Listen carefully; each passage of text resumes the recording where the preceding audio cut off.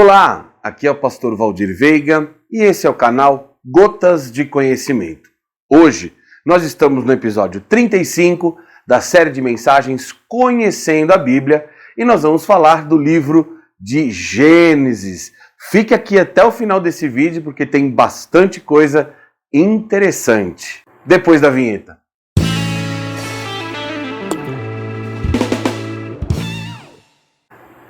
Seja mais uma vez bem-vindo ao meu canal. Quero pedir que fique conosco até o final desse vídeo. Hoje nós vamos tratar de um assunto bastante interessante, que é o primeiro livro da Bíblia, o livro de Gênesis. E o título fala de princípio. Gênesis significa princípio, origem. No hebraico a palavra é Bereshit, que também significa início, princípio, origem.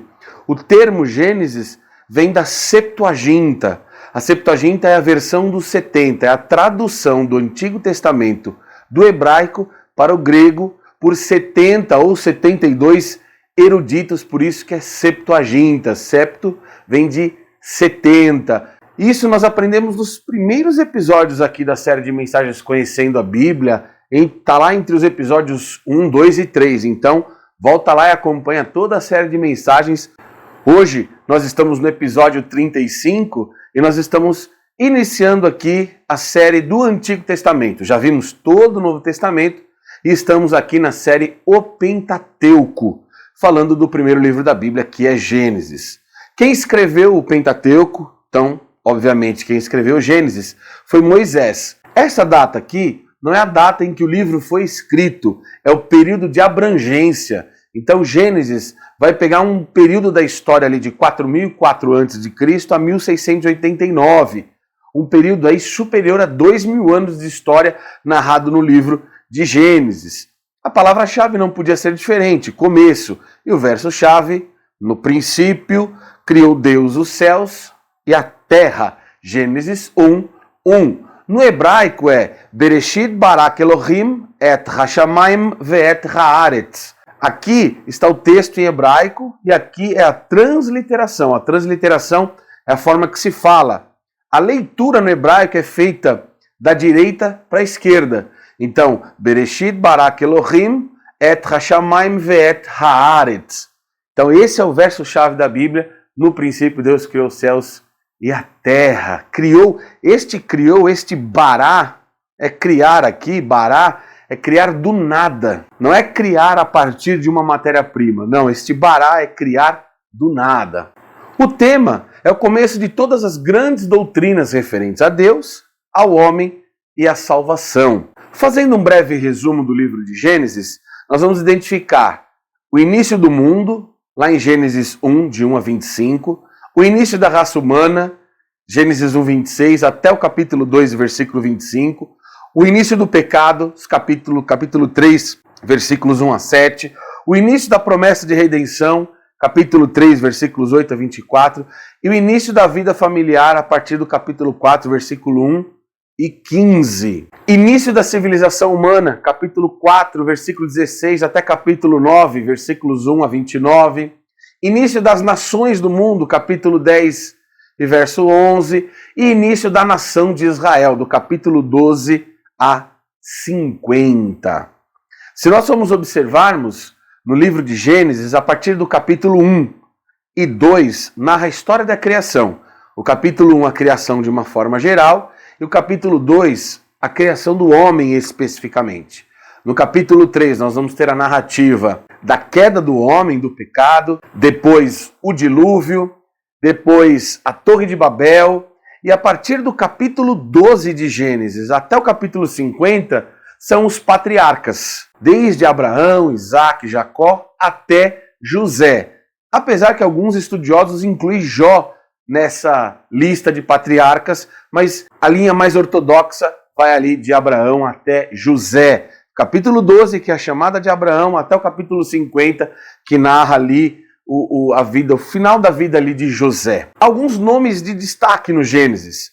Deus, obviamente, Adão e Eva, Satanás, cujo qual usou a serpente para tentar Eva, para enganá-los e eles fizeram assim, eles foram enganados pela serpente.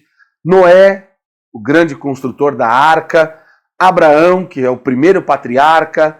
Isaac, Jacó e José. Esses são alguns nomes importantes aí do livro de Gênesis. 6 lugares importantes no livro de Gênesis. O Éden, onde tudo começou. O Monte Ararat, onde a arca de Noé pousou depois do dilúvio.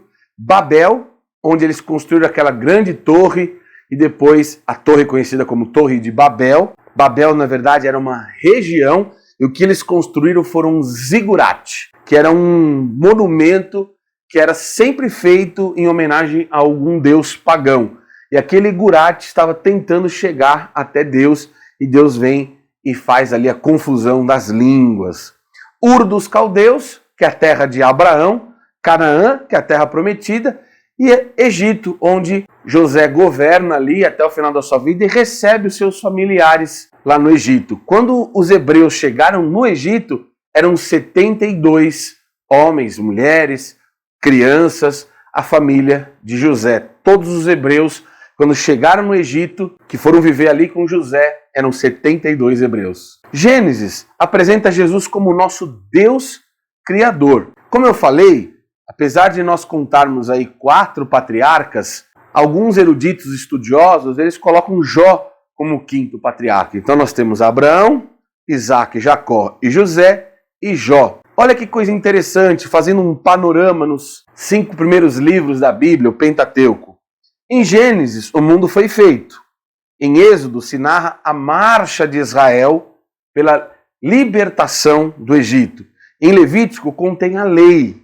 Em Números, as tribos são contadas, o censo de Israel. E em Deuteronômio, a lei ela é repetida para aqueles que nasceram durante o deserto, durante a peregrinação no deserto, que durou 40 anos. Algumas observações importantes. O livro de Gênesis, ele começa com Deus e termina com a morte de José. No princípio criou Deus os céus e a terra, Gênesis 1:1, e o último capítulo, capítulo 50 de Gênesis, vai narrar a morte de José. Termina assim o livro. Uma outra observação importante, é o livro dos fracassos dos homens, porém, as soluções que Deus promoveu para o fracasso. Desde o pecado, desde a queda, Deus vem promovendo solução para que o homem se aproxime novamente de Deus. Outra observação importante, como Jesus é visto no livro de Gênesis?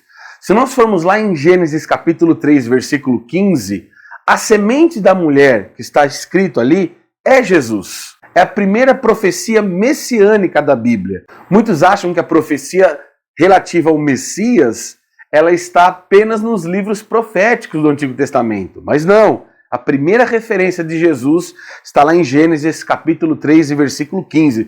E nós falamos mais propriamente sobre esse tema na série de mensagens Conhecendo Jesus, que eu posto toda quarta-feira aqui no canal, então fica ligado.